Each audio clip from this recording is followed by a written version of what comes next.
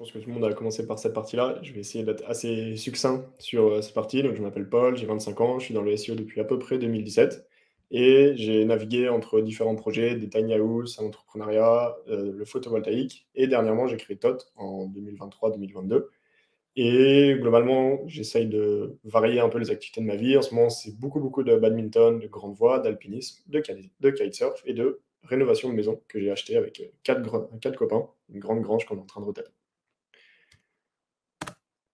Alors, dans cette, mini conf, je vais essayer de vous parler d'une partie que je trouve un peu sous-estimée en SEO, c'est le refresh du contenu, donc la reprise des contenus existants. On va essayer de voir pourquoi il faut le faire, quand est-ce qu'il faut s'y prendre, quel contenu sélectionner et comment moi je m'y prends pour, le faire pour mes clients. Parce que en gros, aujourd'hui, je suis plutôt sur TOT, en termes de professionnel, mais j'ai aussi quelques prestations de SEO un peu plus classiques, de consulting et d'implémentation de stratégie, auprès de différents clients que je sélectionne. Et à la fin, on passera à vos questions très classiquement.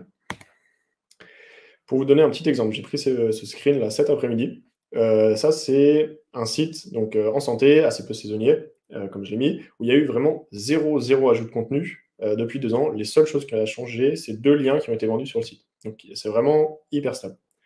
On a repris il y a à peu près 5 semaines, commencé à reprendre le contenu et il n'y a pas eu d'acquisition de backlink, enfin des trucs un peu spammy, de base sur lesquels on n'avait rien à faire, mais pas de gros backlink ou de backlink qui est censé avoir un impact. Et pourtant, on voit que le trafic a quand même doublé avec que du refresh de contenu. Ça concernait une douzaine de pages. Donc il y a un peu de taf, mais c'est pas non plus, enfin, c'est à la portée de tout le monde. Petit disclaimer avant de commencer, je vais vous montrer mon process, donc je vais essayer de vous donner un peu de détails. J'ai dû couper certains trucs pour que ça rentre a priori dans 40 minutes, mais retenez bien que même si je vous montre 8 étapes, faut vraiment prioriser à la fois les pages sur lesquelles vous allez appliquer ça et ce que vous allez appliquer. Ensuite, bon, pour la démo, il fallait choisir. J'ai pris des pages éditoriales, comme ça c'est plus simple et hein, c'est souvent un peu plus complet. À la fin, vous aurez les slides.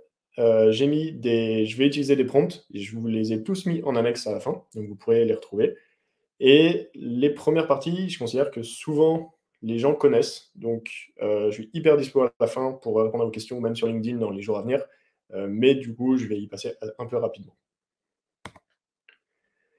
Alors, première partie, pourquoi optimiser un article de blog existant? Bon, il y a des sites, il y a des stratégies en fait hyper classiques, go big or go home. On fait plein de contenu tout le temps, plein de backlinks et on arrose les cercles, on essaye de viser des gros mots-clés et ça marche.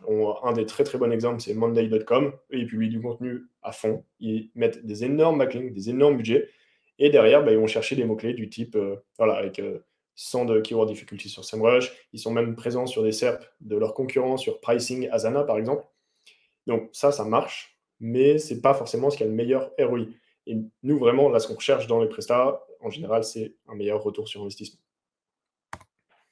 Alors, ensuite, si vous avez bien fait votre étude concurrentielle à la base, ou même j'essaye de faire un peu, peut-être tous les ans, c'est vous connaissez les volumes de contenu qui ont été créés par vos concurrents. Là, j'ai mis un petit exemple sur un mot-clé nutrition. Donc, on voit le mot-clé whey. C'est à peu près automatisé cette partie. J'ai pris un petit screen parce que j'ai une opération de refresh qui va bientôt arriver. Donc, autant avancer là-dessus. Donc, on voit différentes choses. Et notamment, nous, ce qui va nous intéresser, c'est la taille de leur catalogue. Donc, ça, c'est tout simple, hein. C'est in title, le mot-clé whey et le nom de domaine. Les articles sur le sujet, donc in title et le dossier éditorial qui a été repéré. Et voilà. Donc là, imaginons qu'on ait un nouvel entrant qui a 8 références, par exemple. Ça va être très compliqué. C'est beaucoup plus compliqué d'aller rajouter des références au catalogue parce qu'ils développent leurs produits eux-mêmes. Donc c'est beaucoup plus complexe que d'écrire un article. A priori, quand on voit ça, on voit que naturellement, ceux qui ont peu de catégories ou peu de produits, ils sont poussés plutôt vers des stratégies éditoriales. On voit ici la part, tous les sites, tous les concurrents qui ont des grosses parts d'articles, bah, c'est qu'ils ont souvent peu de produits par rapport à la concurrence. Donc, OK.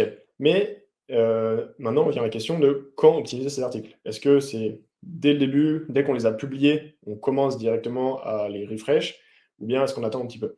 Et bah, là, en l'occurrence, le site, sur lequel on va faire cette opération, ils ont à peu près 90 articles. Donc on voit qu'ils sont dans le top et c'est parmi ceux qui ont le plus d'articles vraiment dédiés à ce sujet de la web. Résultat, là, si on n'a pas si on n'a pas atteint nos objectifs SEO avec ça, c'est probablement qu'il y a un truc à faire sur ces articles-là, parce que bah, la concurrence, elle s'en sort avec moins d'articles. Donc on va essayer de trouver sur ces articles-là, qu'est-ce qui pêche. Alors, dernière partie où je vais un peu vite, c'est quelle page optimiser. Il y a deux manières de faire. Soit vous allez chercher des URL qui sous-performent, donc là c'est vraiment plus à l'échelle macro du site. Soit on va identifier des requêtes sur le site, sur lequel le site pourrait s'améliorer. Première étape, les URL, le plus simple vraiment, c'est d'aller dans la Search Console, trier par clic décroissant, et on regarde. On essaye de lister toutes les pages qui ont vocation SEO. Donc il y en a qui n'ont pas vocation SEO, celles-là on les ignore. Mais toutes celles qui ont vocation SEO et qui visiblement n'attirent pas de clics. On les classe, on priorise, et après on regarde comment on peut les améliorer. L'autre technique, ah oui, non, pardon. Cette technique, elle a un petit souci, c'est que s'il y a des pages qui ne sont pas indexées ou qui n'ont pas d'impression depuis longtemps, bah, elles ne vont pas être dans la Search Console.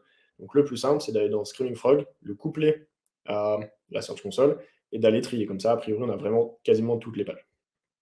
Et là, on n'a plus qu'à choisir parmi ces pages-là, qui ont une vocation SEO, bah, lesquelles on va prioriser. Ce que j'aime bien faire, c'est fixer un chiffre. C'est un peu arbitraire, mais pour ma part, j'estime que j'essaye d'avoir 80% des pages d'un site qui étaient censées générer du trafic, qui remplissent leur mission. 100%, c'est parfois un peu trop long à atteindre. Et en fait, c'est un pari, parce que c'est pour ça que j'appelle ça la martingale du SEO. Quand vous avez mis 100 balles sur une page et qu'elle génère rien, vous avez perdu 100 balles. Donc, soit vous remettez 40 euros pour avoir une chance de ne pas perdre 140 euros, soit vous avez définitivement perdu 100 euros. Donc voilà, il y a un arbitrage à faire.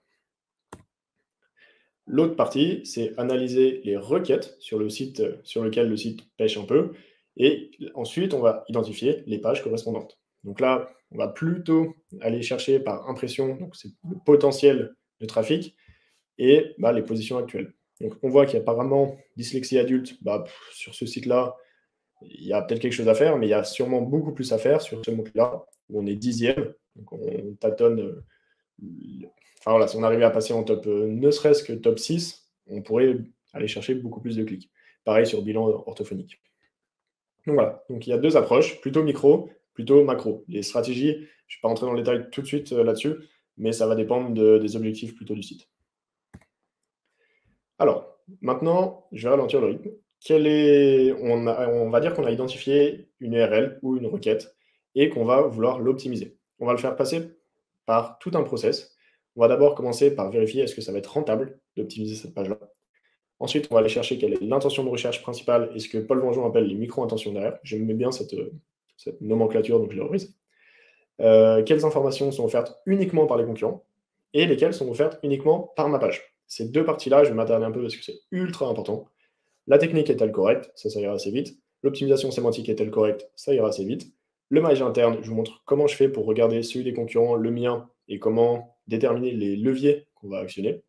Et mon profil de backlink, est-ce qu'il est bon ou pas? Alors, je commence tout de suite. Pour exemple, on va prendre cette page de light.echo qui vise visiblement le mot-clé ombrière solaire. J'ai bossé sur ce site il y a... Bon, ma mission c'est terminé il y a quelques mois, mais voilà. On voit qu'il y a déjà eu des actions SEO parce que visiblement, il y a des données structurées. La balise title est à peu près optimisée, mais là, si vous avez un œil un peu affûté, déjà, on voit qu'il y a un problème. Tous les concurrents utilisent ombrière photovoltaïque, quasiment, sauf les deux premiers, parce que là, on est vraiment sur une requête ombrière solaire. Et quand je regarde la Search Console, on voit que c'est ombrière photovoltaïque qui est largement au-dessus en termes de volume de recherche. Donc déjà là, on voit que la title, il y a sûrement quelque chose à faire. Alors, donc, bref, on va prendre cette URL. Première étape, est-ce que ça va être rentable? Bon, pour l'exemple, on va dire que oui, sinon mon exemple va s'arrêter là. Mais je fais quand même un petit point là-dessus. Parce que si aujourd'hui la page fait du trafic, mais qu'elle a un taux de conversion qui est naze, ça ne sert à rien d'aller faire x10 sur un trafic, parce que la page ne va pas plus convertir. Donc, il va falloir se poser des questions, est-ce que cette page est vraiment intéressante pour moi? Et quand je parle de conversion, il faut bien comprendre que toutes les pages, elles ont un objectif, et que ça dépend de telle page. Une page, ça peut avoir comme objectif de collecter des mails, demander des devis, vendre des produits, aller sur une autre page. Et tout ça, j'essaye de le traquer avec, bon, en l'occurrence, Tag Manager et Analytics, même s'il y a d'autres solutions. Et en fait, suivant ce qu'on va essayer de développer avec la marque, on ne va pas prioriser les mêmes pages, parce que toutes les pages n'ont pas les mêmes objectifs de conversion. Si vous avez des pages qui n'ont pas de but, c'est, comme je l'ai mis là, c'est un peu bancal. Et donc, commencez par définir chaque but à une page, et à partir de là, vous pourrez choisir lesquels optimiser. Parce que juste du trafic, je pense que c'est un peu acté maintenant en 2023 que juste avoir du trafic pour du trafic, ça ne sert pas forcément à grand-chose. Il faut que ça serve le commerce qui est derrière. Bon, là, en l'occurrence, par exemple, si je suis dans une optique de plutôt collecte de mails parce que je sais que ça convertit bien, mon nurturing est efficace, je vais plutôt choisir celle-là. Par contre, si j'ai besoin de plus de devis, plutôt choisir celle-là, parce qu'elle a un meilleur taux de conversion que les autres. Il faut regarder par rapport au potentiel aussi, donc on va aller regarder les impressions. Mais voilà, c'est assez simple de prioriser quand même, une fois que chaque objectif est clair. Alors, on va maintenant établir les intentions de recherche derrière la requête qu'on a identifiée, ombrière photovoltaïque / solaire. Perso, j'utilise beaucoup l'IA là-dessus. Je fais une contre-analyse un peu pour les pages qui sont vraiment stratégiques, où il y a des enjeux avec des gros volumes de mots-clés, des gros volumes de recherche. Mais souvent, ça dégrossit vraiment bien le travail. Je vais vous montrer un exemple de comment je construis mon prompt juste pour cette étape du process. Comme ça, vous voyez comment j'ai fait pour les fois d'après. Mais je ne referai pas le tuto après, histoire de gagner un peu de temps. Alors, je vais aller chercher mon prompt en annexe 1. Ah, je ne peux pas copier. Alors, ce qu'on va faire, hop.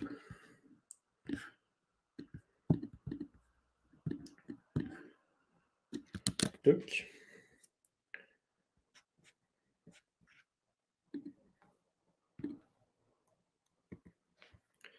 Et je vais aller créer mon template. Donc pour ça, je vais l'appeler intention de recherche, comme ça. Et je vais utiliser des variables dans mon prompt. Donc là, j'ai juste copié celui que je vous ai mis en annexe, et on va aller le lire ensemble. Je fais un petit zoom. Donc voici les balises title et métadescription de mes concurrents. Donc là, je vais aller lui donner tout ça sur la requête. Donc ça sera automatiquement mis en place. Je veux que tu m'aides à identifier les intentions de recherche majeures qui ressortent et les micro-intentions. Une fois que tu as identifié ces intentions de recherche, je veux que tu analyses mon contenu pour identifier ces manques. Ensuite, on a deux nouvelles variables, les titles des concurrents, les métadescriptions, et enfin, vient en troisième plan, mon contenu. Une fois qu'on l'enregistre, ça sera disponible dans l'interface. Et à chaque fois, ah oui, pardon, là j'utilise Tot, qui est l'outil que j'ai fait. Il y a toujours des solutions pour le faire autrement qu'un outil payant. Il y a plein de gens qui le font à la main, ça marche très bien. Moi, c'est dans mon process, du coup, je vous présente mon process, mais c'est absolument pas obligatoire. C'est title, c'est méta et votre contenu, vous pouvez tout à fait le faire à la main. Je reviens sur tout ça. Ensuite, comment on va aller chercher ce prompt? Donc là, j'ai lancé une analyse sur .seo. Encore une fois, ce n'est pas obligatoire, c'est mon process. Hop. Donc j'ai mon contenu pour le mot-clé ombrière photovoltaïque, qui est là, et je vais aller chercher mon prompt. Il est ici, en l'occurrence. Donc là, dès que je clique ici, je vous montre là, ça copie, et ça a remplacé toutes les variables. Donc requête, ça a remplacé par ombrière photovoltaïque, les titles par tous les titles de mes concurrents, les métadescriptions, etc., etc. Donc ça, ensuite, on le donne à ChatGPT. Et je vais vous montrer rapidement le résultat. Petite astuce d'ailleurs pour ChatGPT.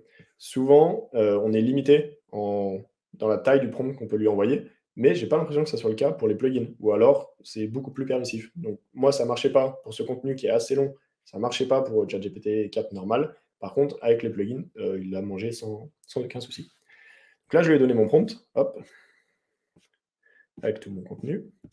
Et voilà, la première chose qu'il va me donner, c'est il va me lister les intentions de recherche qu'il a déterminées comme majeures, les micro-intentions. Et moi, j'ai plus qu'à aller matcher ça avec mon contenu. Comme je lui ai aussi donné mon contenu et que je lui ai demandé, il me donne une première ébauche de mes points forts et surtout mes points à améliorer. Donc on voit qu'ici, parmi les micro-intentions que j'ai loupées, on voit les différents types d'ombrières solaires, les comparaisons avec d'autres installations, donc par exemple celles qui sont naturellement sur une toiture, les options de personnalisation. Est-ce qu'on peut ajouter, par exemple, des bornes de recharge pour les voitures électriques? Ensuite, comment on va les installer? Est-ce qu'il faut des permis de construire, et cetera, et cetera. Le cadre légal, en fait. La rentabilité à court et long terme, donc ça, évidemment, c'est ultra important, et l'impact environnemental. Il me donne 2-3 petites infos, c'est pas ça l'essentiel. Nous, ce qu'on veut vraiment voir, c'est de quoi parlent a priori mes concurrents, juste en se basant sur les titles et les métadescriptions qui ont été sélectionnés par Google. de quoi il parle et qu'est-ce qui manque chez moi d'après ce que mes concurrents semblent mettre en avant. Bien, on retourne sur notre petit truc. Donc voilà, là, j'ai commencé par établir ces intentions de recherche, les majeures, celles un peu moins importantes, mais qui font quand même que les résultats concurrents sont à leur place et moi que je suis que 5, 6, 7e. Et j'ai identifié des premiers manques. Ça, j'ai ensuite le couplé à une seconde analyse un peu à la main, si j'en ai besoin. Mais j'ai déjà une bonne base de travail. Ce que je fais souvent, c'est que dans mon prompt, donc vous le trouverez en annexe 2 si ça vous intéresse, je ne vais pas refaire le tutoriel, je donne un persona ou 2 pour qu'il améliore en fait sa réponse. Donc typiquement, là, je vais donner un particulier et un professionnel, et il va me hiérarchiser les intentions de recherche par rapport à ce persona. Je peux quand même vous donner un peu les détails. Donc là, j'ai mis que le persona professionnel, mais j'essaye de donner vraiment un maximum d'informations pour l'aider à bien, bien hiérarchiser les intentions de recherche. Je vais revenir en arrière.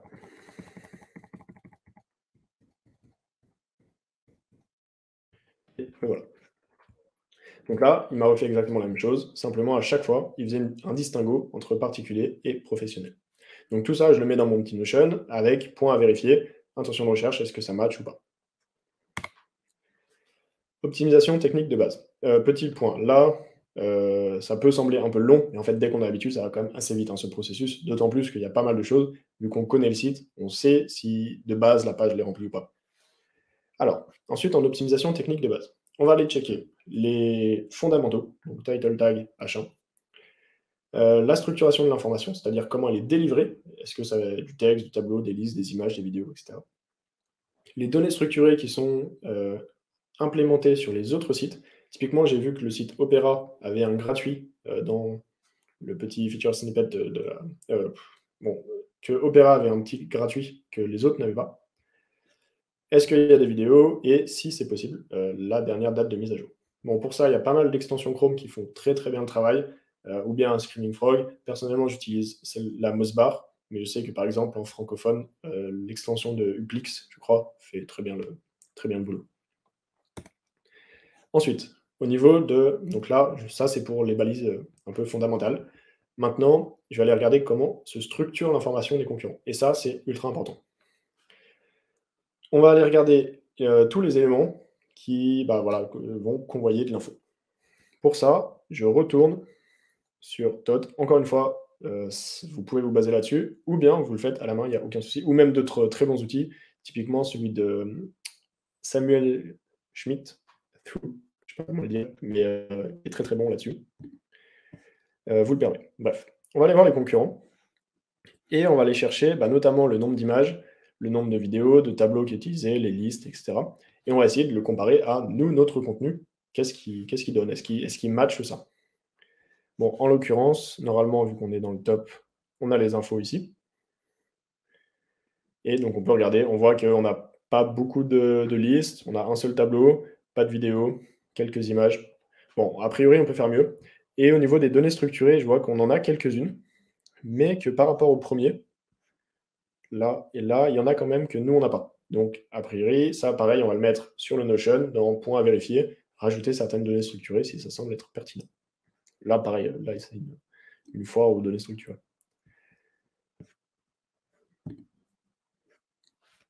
Une fois que j'ai fait ça, je vais aller regarder la suite, le gain d'information. Donc là, sur mon Notion, pour l'instant, j'ai mes intentions de recherche auxquelles je n'ai pas trop répondu. Est-ce que j'amène l'information de la bonne manière? Est-ce que c'est bien hiérarchisé? Et petit point, je reviens là-dessus, notamment sur les images. Les images, dès qu'on a des SaaS, des outils qui vont extraire du texte, c'est un peu compliqué à gérer. Personnellement, sur Touch, je n'ai pas trouvé la solution encore.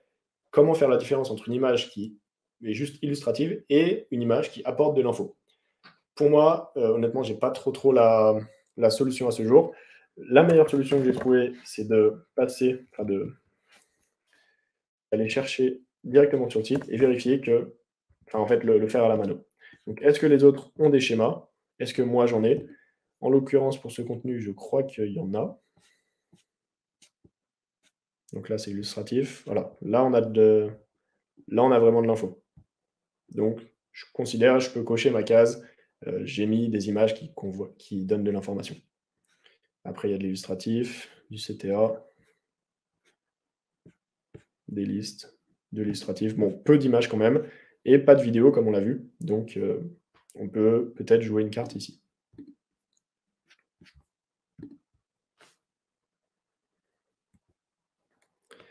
Maintenant, on va aller voir le gain d'information. C'est un autre truc qui est vraiment essentiel et sur lequel je mets l'accent sur vraiment tous mes process de refresh de contenu.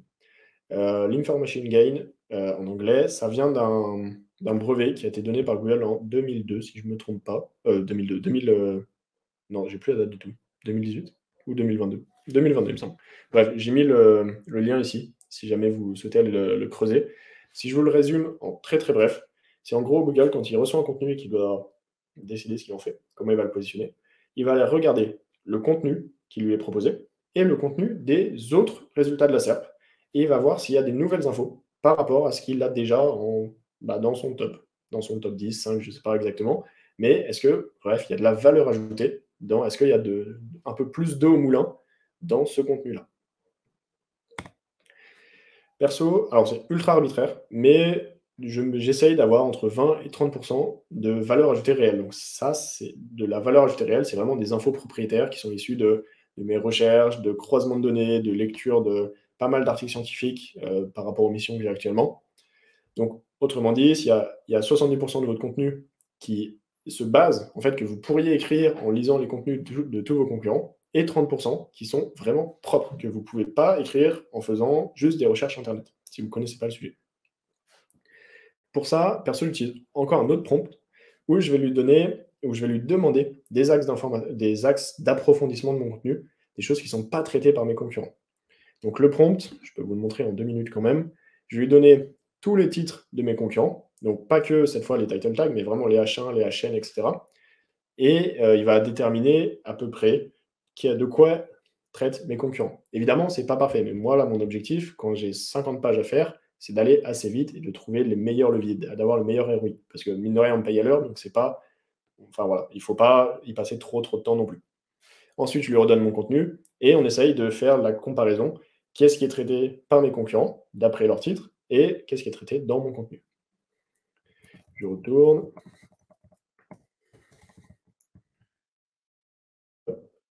Voilà. Je vais vous montrer vite fait le résultat. Moi, à chaque fois, ce tableau, vraiment, je le trouve hyper parlant. Donc là, c'est mon prompt que je lui ai collé avec mon contenu à la fin. Et il me donne un tableau comparatif des questions abordées. Et là, ce que je trouve ultra bien, c'est qu'il me donne qu'est-ce qui a été abordé par un seul concurrent, parmi mes concurrents, qu'est-ce qui est abordé par tous mes concurrents, et qu'est-ce qui n'est abordé, visiblement par personne, et qu'est-ce qui est abordé uniquement. Alors, uniquement par moi, j'en ai pas ici, mais je vois qu'il y a des choses que je ne traite pas, visiblement. Et ensuite, il obéit au prompt et il me donne 5 axes d'approfondissement qui sont actuellement non traités. Bon, l'avantage, c'est qu'avant, je lui ai donné quand même des personas, donc il essaye généralement de me donner des trucs cohérents. C'est pas toujours ultra pertinent, c'est pour ça que j'en demande 5, comme ça je peux piocher.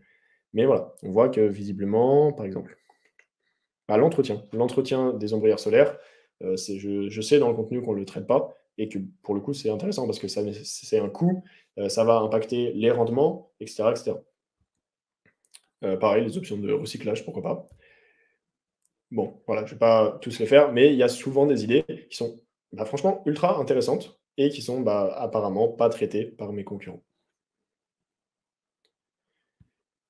Et donc, ces axes d'approfondissement, moi, c'est ça qui va faire mes 30% de valeur ajoutée. Parce que je vais me creuser la tête, alors quand c'est moi qui m'occupe du contenu, mais je vais essayer d'aller chercher cette info et de l'amener à la discussion sur cette requête.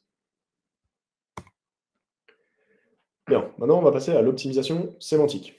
Bon, ça, malheureusement, à part avec un outil type Your Text Guru qui font ça très bien, TOT ou autre, c'est un peu compliqué d'avoir une bonne idée des mots-clés. Vous pouvez faire le test, par exemple, remplacer la viande, essayer de trouver, vous, de tête, tous les mots-clés qu'il faudrait intégrer, essayer d'utiliser un de ces outils, vous verrez, il vous en manquera plein.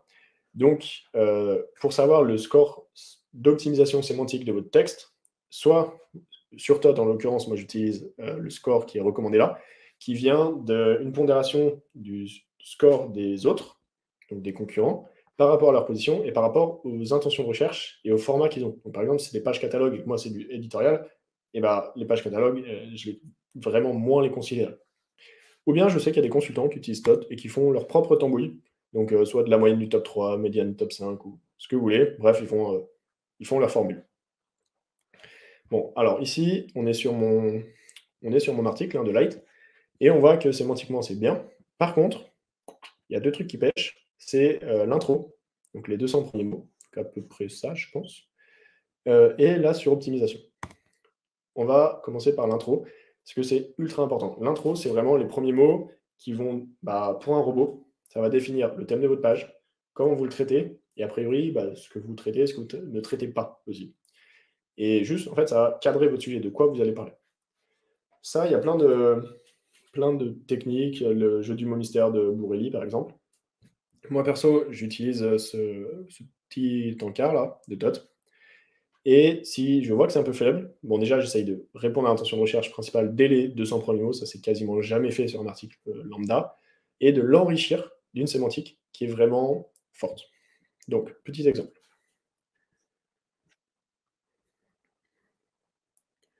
Et je suis à la campagne, je n'ai pas un réseau incroyable. Je vais mettre tout ça. Donc là, j'ai mon intro un peu nul. Je vais aller dans les prompts. Et là, donc tous ceux qui ont... Alors, en fait, les prompts, vous pouvez soit les créer vous-même, soit utiliser ceux qui sont de base disponibles. Donc, il y en a un en l'occurrence qui est disponible, reprise de l'introduction. Donc, je le copie, je vais le coller sur ChatGPT, et voilà le résultat derrière. Ah non, ah si. Donc, lui, il va me proposer 2 introductions qui utilisent les mots qui sont là normalement. Et on voit que cette fois, l'introduction est beaucoup mieux. Et bon, c'est pas toujours parfait, mais là, en l'occurrence, c'est pas dégueulasse la manière dont il l'a écrit. Et c'est, bah, globalement bien optimisé, on voit que ça respecte. Notez bien que si vous répondez, vous savez que vous répondez à l'intention de recherche et que votre intro c'est sur 100 mots, vous adaptez le curseur, pardon, hop, et si c'est dans le vert, c'est top. Ensuite, on avait la suroptimisation, il me semble que je la traite. Voilà. Ah oui, petit point, vous pouvez tout à fait voir l'annexe, hein, même si vous n'avez pas le prompt, même si vous n'avez pas un compte DOT, et le refaire à votre sauce. Ça, c'est hyper simple. Vous trouvez les mots-clés qu'il faut intégrer, vous donnez l'introduction de votre contenu et vous adaptez ce prompt-là pour pouvoir l'utiliser. Autre point, on a vu qu'on avait de la suroptimisation un peu élevée. Donc pour ça, je retourne là, non, je retourne sur l'autre. Voilà, ça c'est la version pas travaillée. On va donc essayer de désoptimiser. Et pour ça, on va aller hop, mettre en rouge tous les mots qui sont a priori trop utilisés ici, en rouge. Évidemment, la suroptimisation, ça va dépendre du nombre de mots que vous avez. Ça, comment dire? Même, alors, ombrière, si je l'utilise 10 fois et que mon contenu fait 20 mots, évidemment, ça va être suroptimisé. Même si, ça sera moins de 27, comme c'est demandé ici. Et encore une fois, bon, et ça vous vous en doutez, mais il faut garder le cerveau allumé, hein, quand vous utilisez ces outils. Ça reste des recommandations, c'est pour vous aider, c'est pas à respecter au pied de la lettre. Mais bon, là, on voit qu'on est quand même quasiment au double de la suroptimisation requise, donc on peut peut-être faire un travail là-dessus. Petit point là-dessus, mais les 6% max requis, c'est vraiment propre à la SERP aujourd'hui. Donc ça peut changer et c'est vraiment propre à chaque requête. Pareil pour les 88% requis, il y a des requêtes où c'est 40% et d'autres où c'est 99. Bref, pour désoptimiser, soit vous faites un petit prompt, pareil. Moi, j'en ai pas, je préfère le faire à la main ici, où je vais essayer d'aller retirer certaines occurrences de mots-clés. Donc, typiquement, là, solaire, je l'utilise 20 000 fois, je peux peut-être remplacer par photovoltaïque ou juste laisser ombrière tout court. Et je vois certaines fautes d'ailleurs.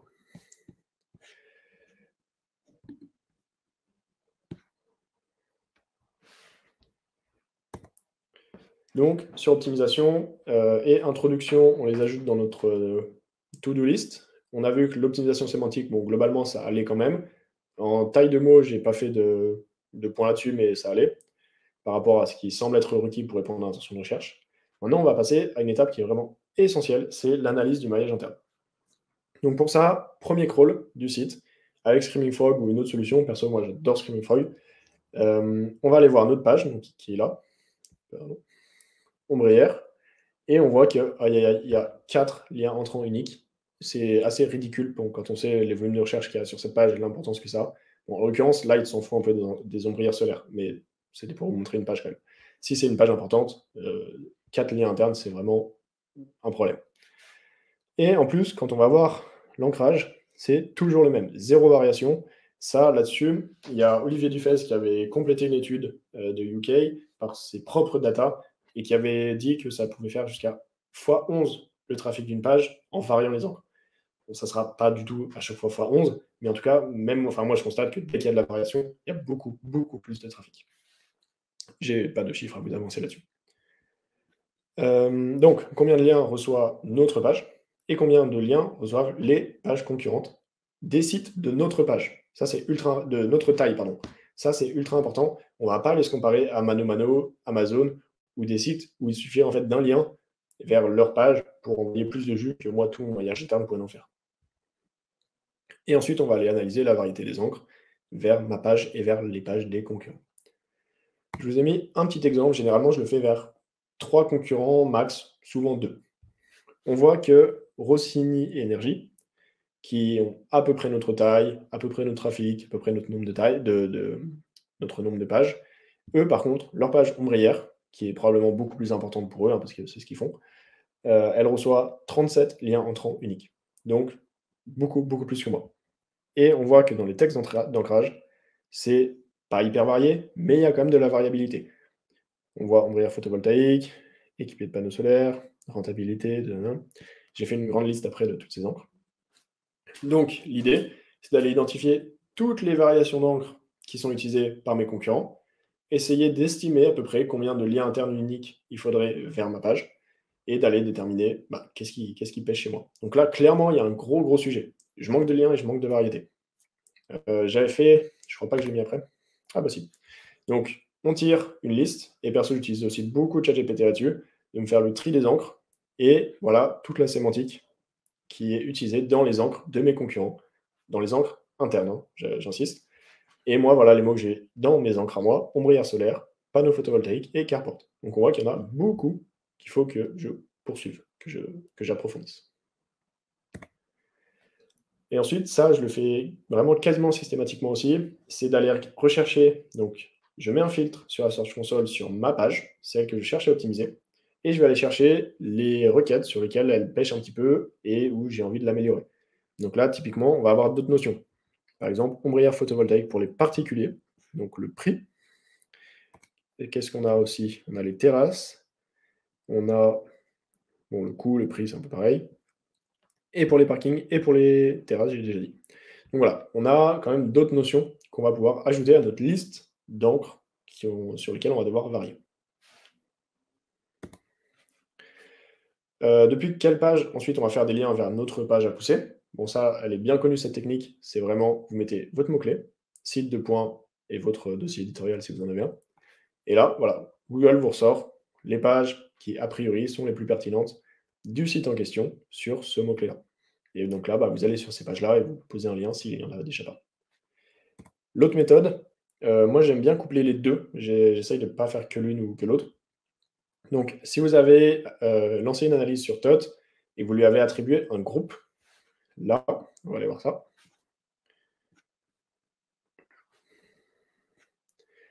Il va y avoir des suggestions de maillage interne entre les analyses du groupe pour maximiser la transmission du jus.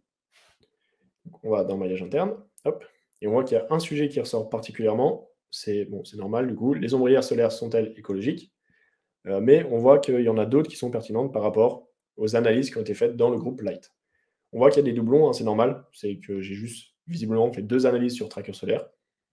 Et ça, c'est le pourcentage de recommandation de mettre un lien. Si je dois utiliser d'autres mots, je dirais que c'est un peu la puissance qui va être transmise, la pertinence d'un lien de cette page-là à cette page-là, par rapport aux sujets qui sont traités dans les deux. Hop. Petit point, donc les encres.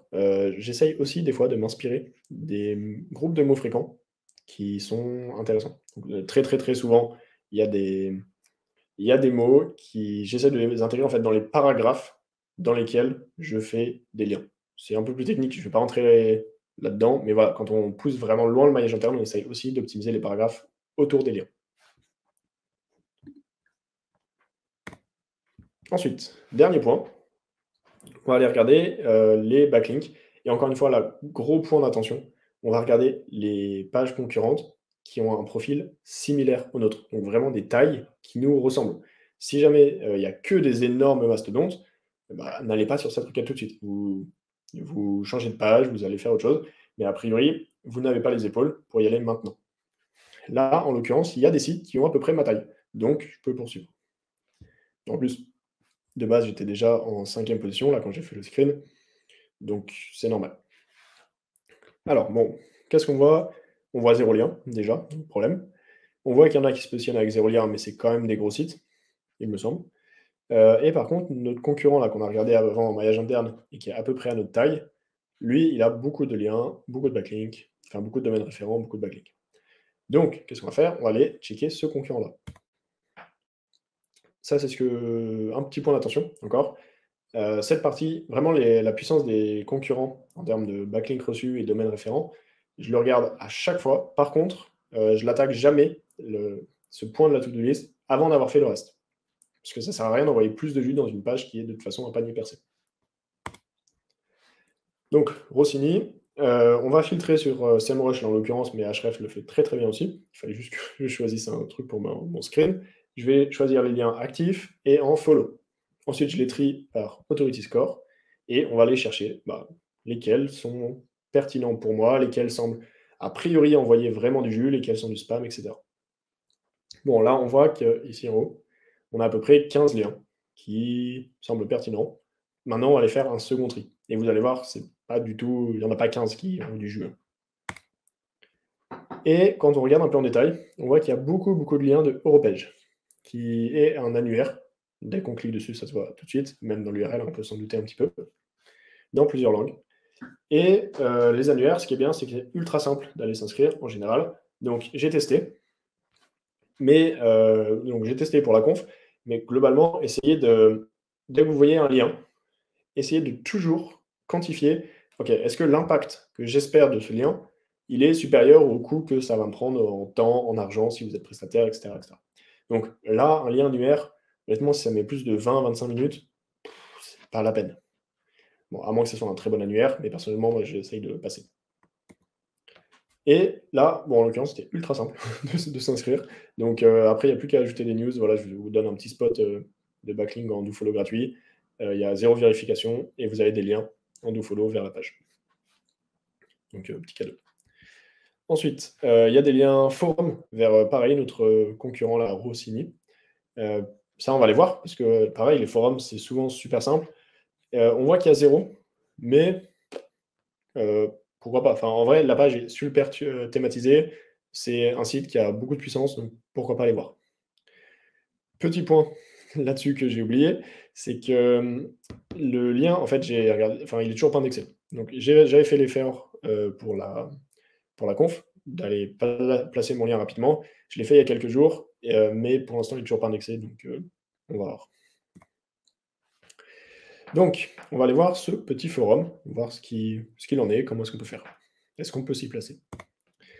Et donc, je vais aller regarder le lien de mon concurrent. Et là, petit malin, je vois que le Julien Biancourt, visiblement, je pense qu'il avait juste donné une réponse, et qu'une fois qu'il a été modéré, il est venu, il a changé, modifié son message pour placer son petit lien.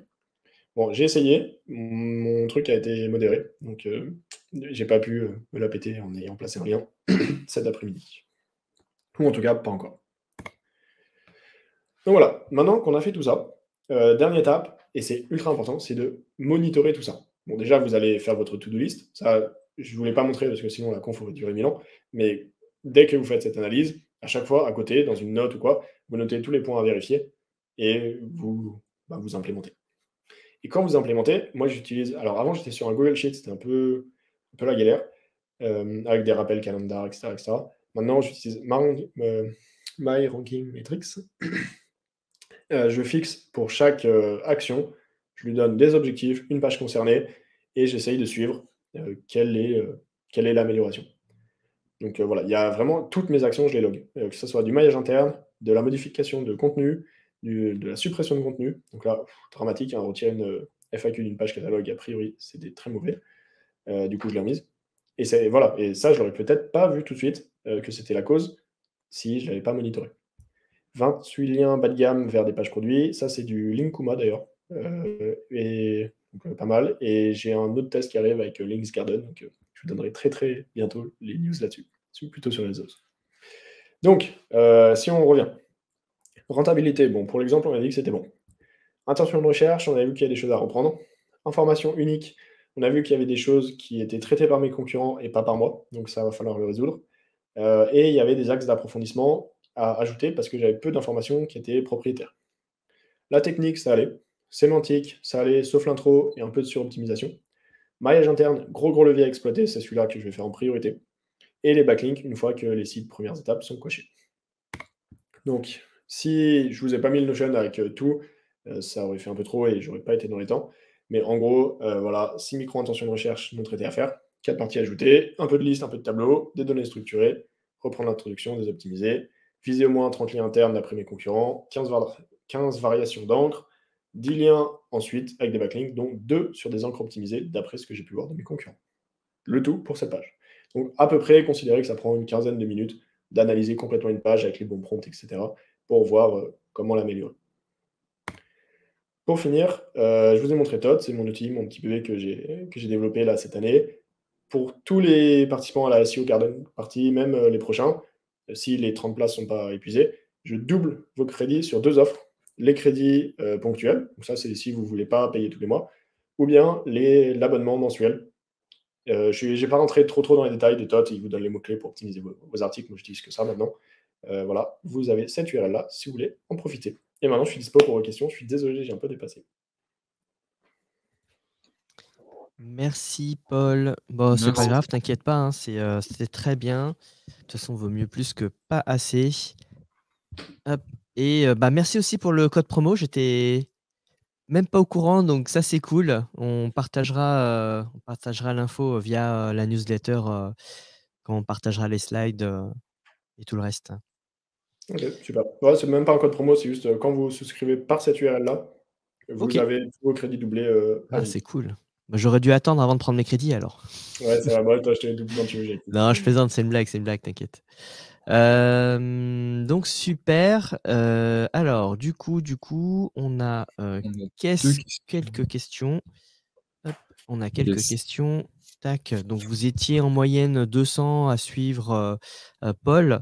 Donc c'est vraiment pas mal pour une heure où les gens commencent à aller chercher les enfants en fin de journée. Donc ça c'est cool. Donc merci aussi de nous avoir présenté comment tu travailles. Et tu l'as bien précisé, hein, chacun travaille d'une façon différente. Toi, ta façon de travailler fait que ça fonctionne comme ça et en plus, voilà, ça marche et ça rank. Hem et donc on a des questions. Alors d'abord, on a une première question, c'est, où est-ce qu'on peut trouver les prompts? Alors ça, c'est une question qui était posée il y a à peu près, 30 Ouais. minutes, je pense. Ouais, je l'ai affiché. Il y a une annexe dans les slides. J'ai tout mis avec les variables, etc. Vous pouvez tout reprendre. Et sinon, bah, les prompts, la majorité sont en public sur TOT. Même si vous n'avez pas de compte, vous pouvez essayer gratuitement et vous avez accès aux prompts derrière. Super. Hem, on a ensuite une autre question. Charlotte, Vas-y. qui avait déjà posé une question au précédent intervenant, elle est active. Mhm. Une fois que tu as le template de ton prompt pour nourrir l'IA, tu fournis des URL de concurrents, des extraits de texte. Qu'est-ce que tu mets dans tes variables? Ok.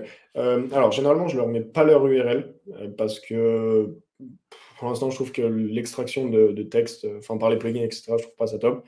Et j'ai quand même des bons résultats en leur donnant juste les titres de mes concurrents, title tag, H1 et les titres HN. C'est vraiment tout ce que je lui donne de mes concurrents. Et en fait, à partir des titres, elle arrive plutôt bien, enfin, l'IA arrive plutôt bien à déterminer le contenu qui est traité sur la page. Et du coup, j'ai des variables pour un peu tout ça. À la fois pour mon contenu, pour les mots-clés. Je peux peut-être refaire un mini partage d'écran pour compléter ma réponse. Ce sera peut-être plus simple. Yes. Hop, Hop, voilà. Normalement, c'est bon. création du prompt. Donc voilà, on a tout ça comme variable. Et on peut rajouter, donc il y en a certaines en fait qui concernent les concurrents. Donc tu vois ici title les concurrents, tous les titres des concurrents, donc title H1 et HN, les métadescriptions, je ne sais pas où elles sont, des concurrents ici, mais j'ai aussi des choses qui sont propres à moi. Les introductions, suggestions de maillage interne, mots-clés avec ou sans occurrence, suivant si vous faites rédiger un texte, optimiser un texte, etc. etc.